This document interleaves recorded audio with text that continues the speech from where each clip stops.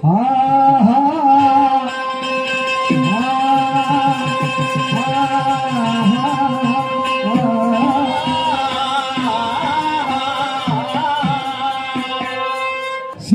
जिल्ह्यातल्या बापाच्या संसद तालुक्यात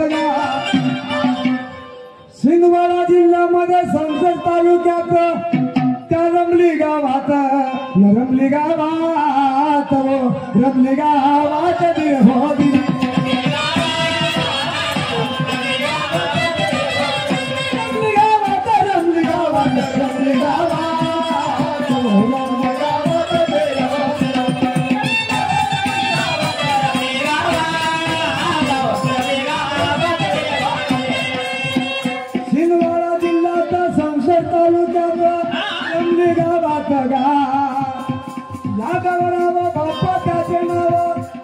भोगनशी भक्त झाले पापा भोग कर माता भोग कर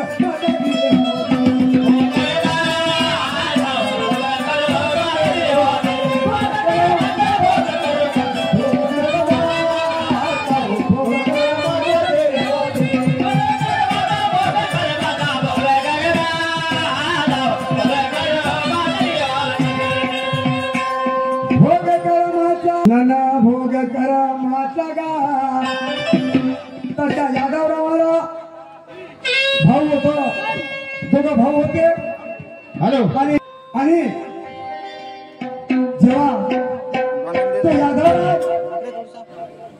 यादवरावांनी बाबाचा मार्ग घेतला तो पक्का झाला परंतु पुढे समाधान झालं नाही त्याच्या भावाला लहान भावाला मुलं झाली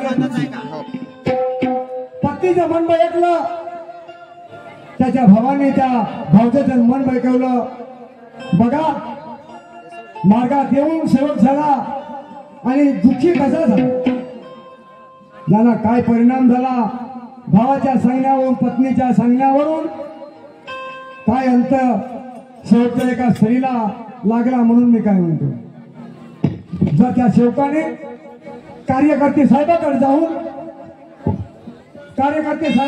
मार्गदर्शन घेतलं असतं तर त्या सेवकाचा अंत झाला नसता म्हणून मी काय म्हणतो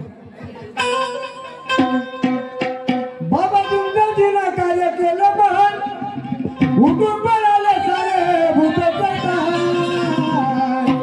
कार्य करता चालता येतं आणि सेवक करता येतं खेळ झाला रे बाबा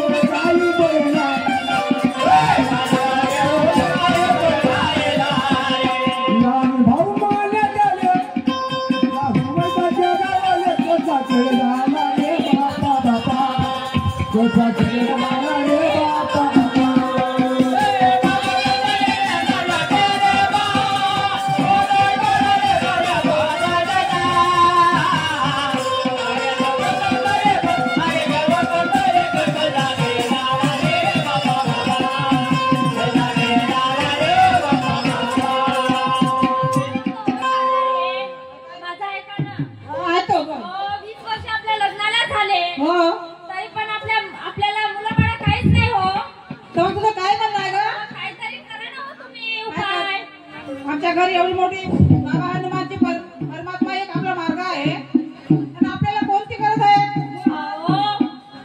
काळजी करत नाही मग तुमच्या भावाला तर झाले हो मुलं बाळ त्याला झालं असतील ना आमच्याने तुम्ही काही करा बापा पण एक तरी मुलं पाहिजे हो बोला ना मुलं पाहिजे पाहिजे ना हो आम्ही गेलो होतो लाकड फुगे वैद्याकडे तुम्ही चालता का लाकड फुगे वैद्याकडे हो हो का हो चला ना तर माझं ते काय म्हणतो त्याला विचारायला लागल ना विचारा ना माझ्या भावाला माझ्या बायकोला फुसलं फसलं करू नका तू अरे दादा मी फुसलो फासलो करत नाही मी जिकडे गेलो तिकडे तुला मार्ग दाखवते हो का हो अ कारभारी चला ना हो नाही नाही लाकड फुगे कोणतं लाकड फुगे आहे का? लाकड फुगे वैद्य आहेत फिरायचे एवढी मोठी माझ्या बाबाची प्रतिमा घरी आहे माझ्या मी हे सोडून देऊ का तुमच्या घरी प्रतिमा आहे तर तुम्हाला पुत्र संतान काऊन नाही आहे नको होत ना पाहून थांबले हो का अहो नाही ना मग चला ना हो 20 वर्ष झाले अजून किती सामने पाहू हे बायको जिद्दच करून राहिली माझी मग जायचा हो आणि म्हणून त्या यादवरावचं मन बयकलं भाऊ आणि भाऊज त्याचे विचार चांगले होते परंतु पत्नीच्या विचारासमोर भावाच्या विचारासमोर यादवराव नतमस्तक झाला आणि त्यांनी होकार दिला कशामुळे खेड्यातल्या माणसाचं तसंच होते ही जर शहरातली परिस्थिती असती शहरातला माणूस हुशार असतो कारण तो अडाणी माणूस होता आणि त्या होकार दिला म्हणून मी काय म्हणतो या खेड्यातल्या माणसाची बायको निघाली फणी बनवलं नाही या खेड्यातल्या माणसाची बायको निघाली फणी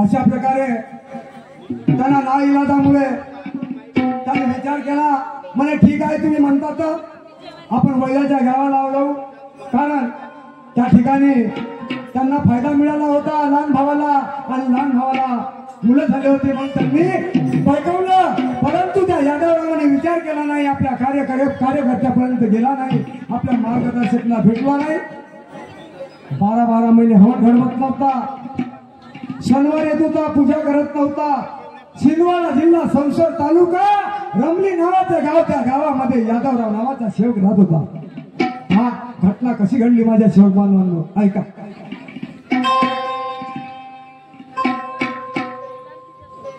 हा हा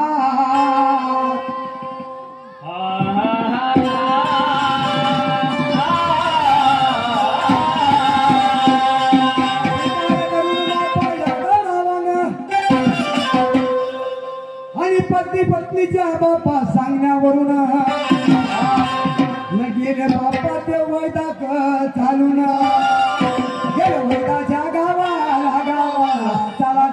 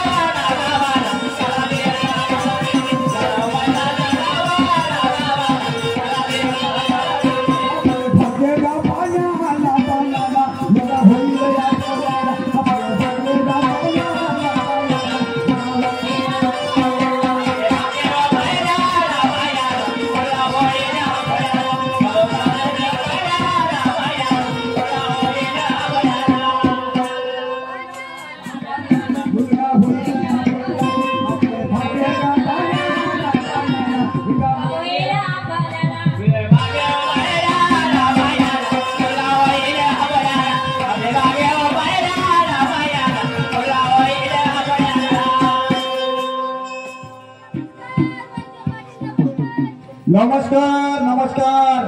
या कमलाकररावजी या. खूप वर्षानंतर आले तुम्ही माझ्याकडे. जवळपास 5 वर्ष झाले असतील. या बसा बसा.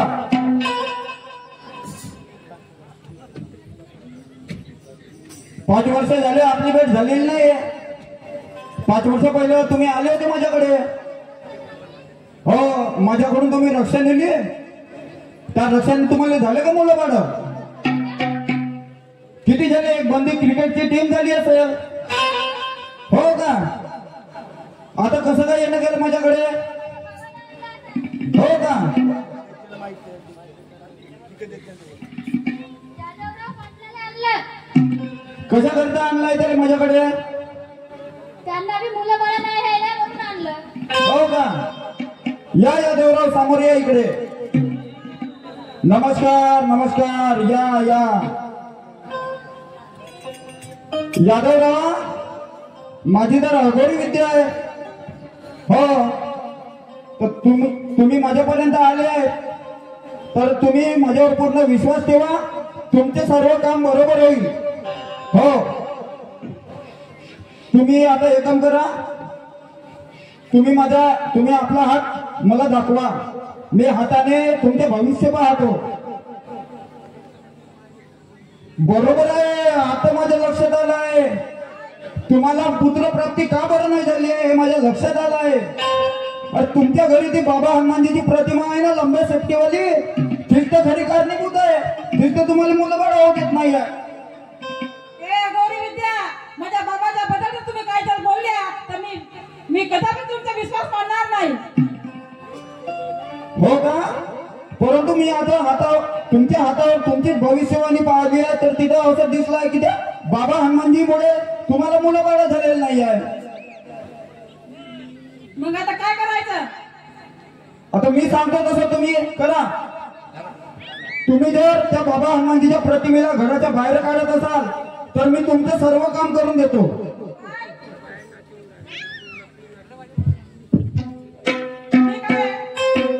ठीक आहे, मग तुम्ही तयार आहात तर तुम्ही एक काम करा. 50,000 रुपये वर्गणी आणि एक उलट्या बोलण्याचा बोरा घेऊन या लालवाला. हो, उलटा पुराचा कोंबडा खायला लागते जी. आणि उलट्या कोंबड्याचा बोरा नाही म्हणलं मी. उलट्या बुऱ्याचा कोंबडा घेऊन या म्हणलं एक लालवाला. आणि सोबत 2 देशीचे खंबे घेऊन या.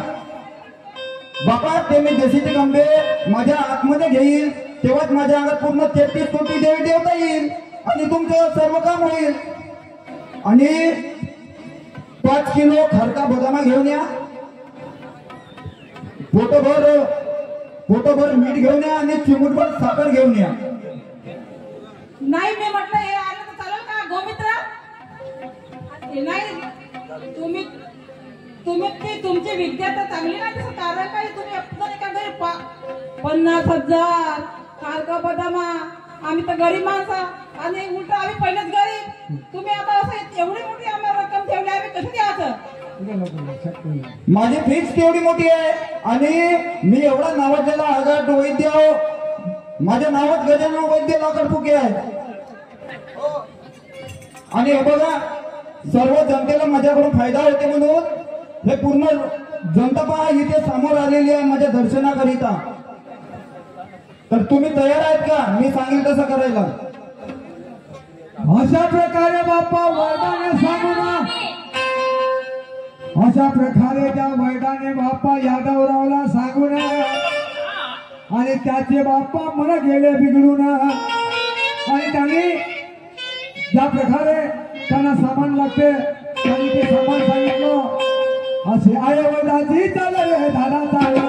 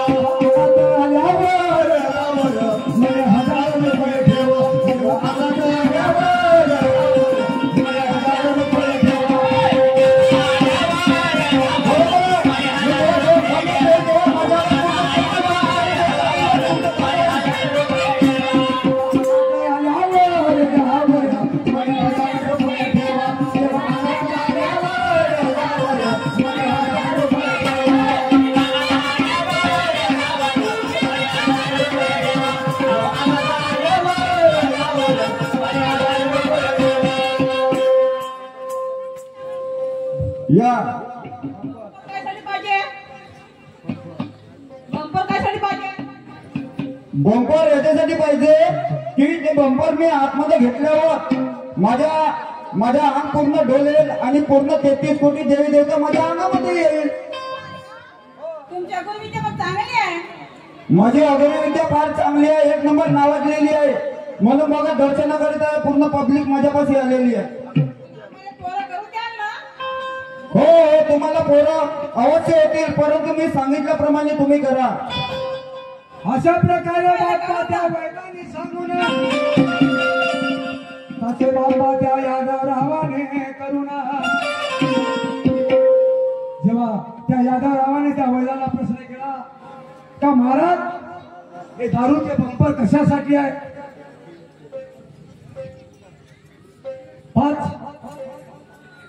5 मीटर कापड कशासाठी आहे? त्याला बंगाली पाहिजे होती आणि 50,000 रुपये आणि स्वतःच्या हाताने घर बांधून देतो म्हणे. बिगर बिटाना बिगर माती.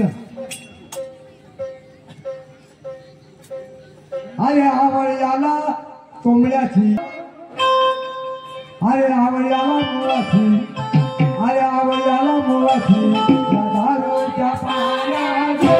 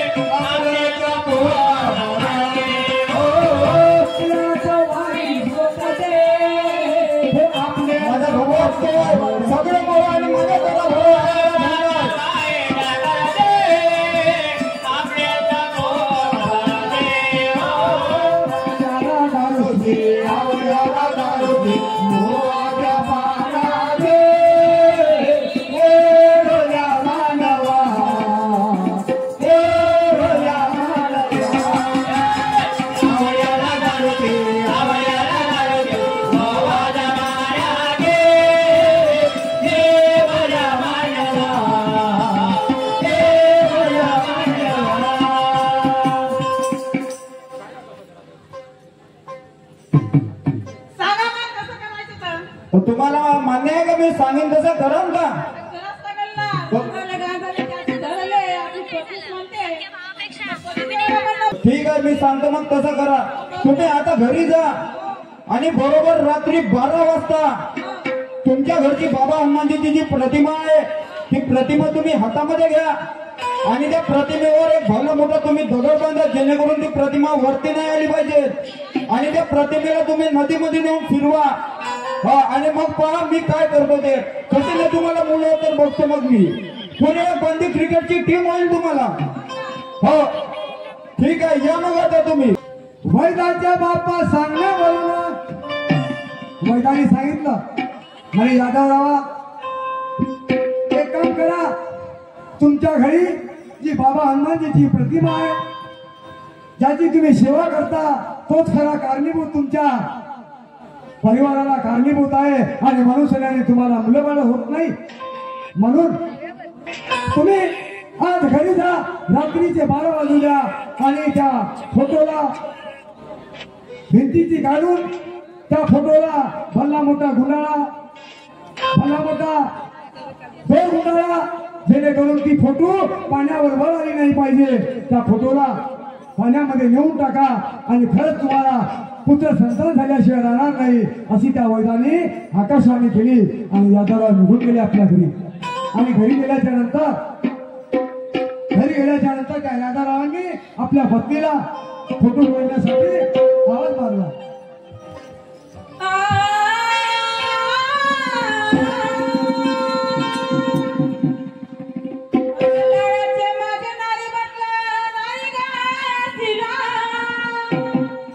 ओय, बोला ना कारभारी. ते काय म्हणते हो आपल्याला आता अंघोळी विद्या आहे ना, हो त्याने सांगली आहे काही आपल्याला 12 वाजता फोटो शिरवून द्यायची. हो मग आपल्याला झोप तर लागून नाही राहिली. नाही ना. आता तुला पोराची गरज आहे, हो मला तर बाबाची गरज आहे. हो. मग आता करायचं काय? आता बाबा तर म्हणजे पोरच पाहिजे तुला. हो. बाबाची फोटो आता शिरवा भागत आहे. हो. तर मग चाल, आपली झोप लागत नाही 12 वाजले. आता फोटो शिरवायचे आपल्याला. हो पण घेऊ. वैदाच्या बाप्पा सांगण्यावरून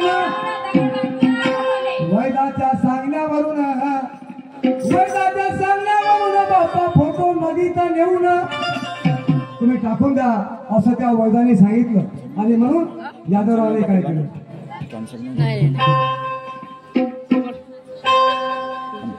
तसे यादवरावानं वैदाच्या सांगण्यावरून फोटो नदीत नेऊन माझ्या घरी आला तेव्हा भाऊ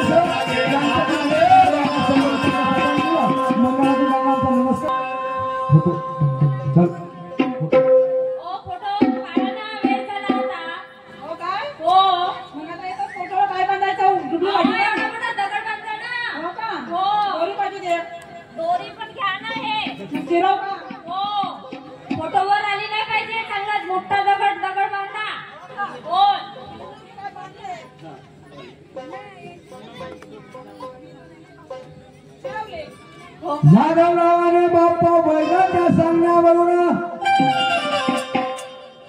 नदीमध्ये बाप्पा रात्रीचे 12 वाजता जाऊन करावी चाल हो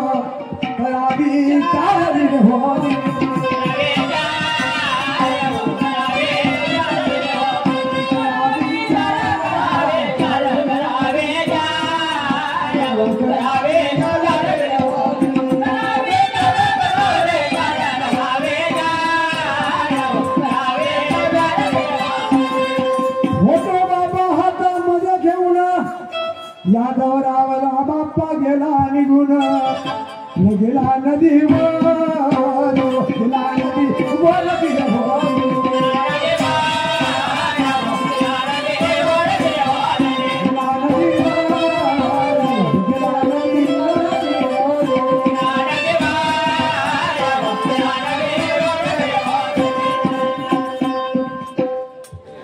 अशा प्रकारे त्या यादवरावाने ती नदीमध्ये फोटो नेऊन टाकली महानतगी भगवान बाबा हनुमानजीची प्रतिमा, ज्यांच्या महानतगी बाबा झुंजूंच्या आदेशाप्रमाणे हवन घडवतो आपण, ती प्रतिमा त्या यादवरावाने आपल्या स्वतःच्या हाताने त्या वैदाच्या सांगण्यावरून ती नदीमध्ये नेऊन टाकली आणि घरी चालून आला.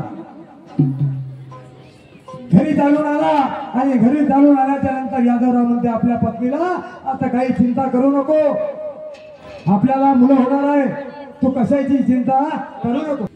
त्या ठिकाणी रात्र झाली, यादवराव घरी आला, दिवस निघाला आणि त्या गावामधली बाई त्याच नदीवर धुण्यासाठी त्या नदीवरती आली.